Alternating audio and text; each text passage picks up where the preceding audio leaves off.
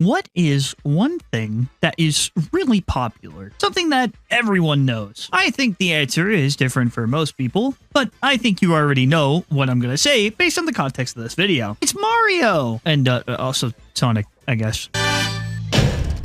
Barely made it. Sonic is everywhere. And even if you didn't know who Sonic was before, he's gotten like 3 live-action movies, and I guarantee you've seen him somewhere. Though I know most of my viewers know who Sonic is, and I would be surprised if you didn't, because, you know, this is kind of like most of what I do here. So, what if there was an entity that benefited from this? More specifically, what if it benefited from horror versions of Sonic? Introducing 2011 Sonic, or otherwise known as the All-Father. This is an EXE created by Jack Gore, with one purpose in life: to spread his name to as many people as possible through different incarnations of what we know as Sonic.exe.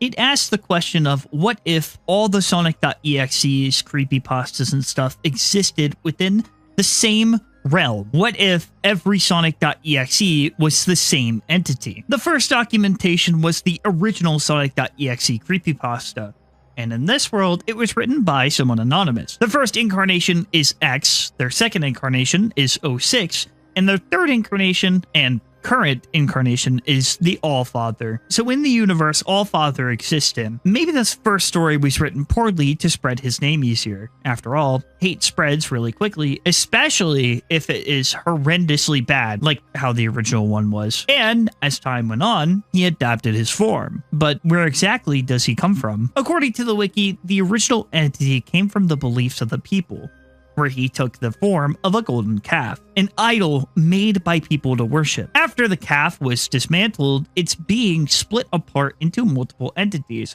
with one entity named All-Father. Upon seeing the hype of the Genesis, he saw Sonic's potential to spread his name, and he would change his form to match it. During 2011, he used Sonic's image to capture souls, and it was because of this a popular creepypasta was written based on those events the All-Father had done, and was able to gain more power because of it. As he gained power, it duplicated itself over the years, changing its shape and form to match its current time. Now, I'm not sure if this story is outdated or not, but that's just what we have so far. I know Jack Gore has updated the design of the character somewhat recently, so maybe he will tweak the story a little bit but have the same gimmick. There is a series of pictures that show the All-Father talking to you directly, of which I'll show you now and read it to you. Hello, old friend. It's been a while since we last talked. You don't know me, silly. We both know that is not true. You definitely have at least seen me once. Or at least a variant of me. I am the original X. The very first one that started it all, only reincarnated to better fit our generation.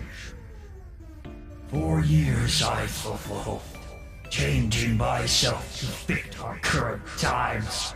I've multiplied myself to different beings, so they too can play with their own victims and harvest their souls. I thank you for all of those who have spread my name around. I am now a timeless entity, forever remembered in the minds of the traumatized. For now, I am truly God.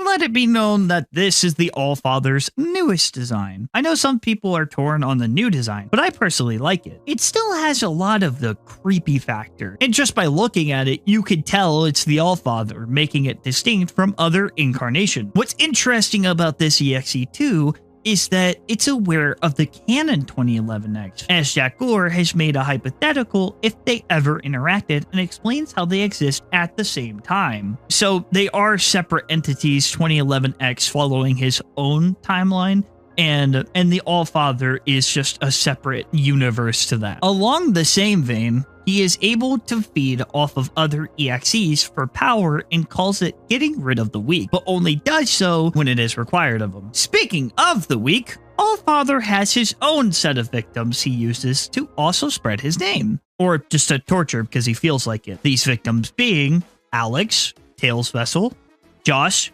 Knuckles, Edgar, Robotnik, and an unnamed Tails victim. We don't know much about the victims aside from Alex, and he is the first victim of the Allfather. He's immortal, but he's also cowardly and trapped within X's world, and he'll do anything to escape.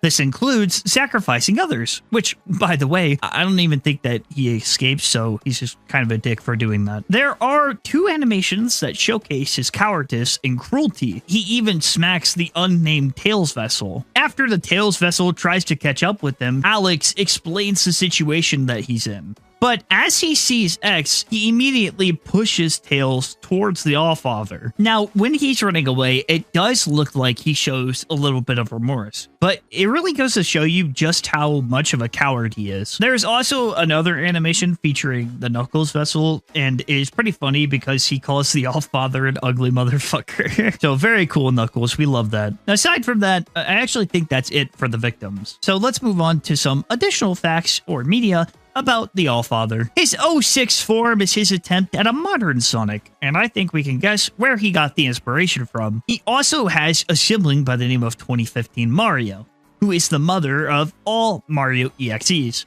having a similar idea to her, just Mario instead of Sonic. It's implied he has more siblings of other franchises, each taking the form of the main character. Originally, this was just going to be another retake of X, but it developed into its own thing as time went on. And unfortunately, I wish I could tell you more, but lore-wise, that's all I got. We're not done yet, as I want to tell you about something I talked about in the past. Let's talk about the FNF one-shot he was featured in, No More Souls to Play With.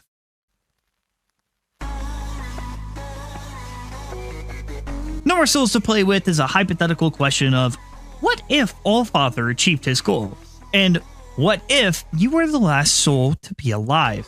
As the song suggests, there are no more souls to play with. In this song, it's just you and him as he sings his last song. The eyes of his incarnation flash in the background as he sadistically sings his woes to you, his joys. And as it goes on, we see all the incarnations lined up in a stream of red. And here's another cool thing about it. Upon dying, a message saying you can't escape now will appear, leaving the player completely soft-locked and unable to close the game. The only way to close it is via the task manager. Now, I'd like to make it clear, it doesn't harm your PC at all, but just gives into the idea that once you lose, it's just you and him locked into this battle, and no dying will allow you to escape. I mean, this really plays into the idea that, yeah, he's going to enjoy this. I mean, you're the last soul that he has. Whether or not he kills you or keeps you alive for all eternity to torment you is unclear. But one thing is for sure, you're not gonna have a good time, and this message is pretty cool. And also, here's another fun fact about the FNF Mon. The vocals are sampled from Joji, which I personally listen to Joji. So this was really interesting for me to hear, because after I heard it, I was like, oh, but the character itself, I believe, is voiced by Jack Buller. This is still one of my favorite one-shots to this day. The song is really good, and the idea here is absolutely horrifying. Like, as mentioned before, I have talked about this, but wanted to include it in this video because it's just that good. Subscribe! Thank you everyone so much for watching, and remember, stay freaky!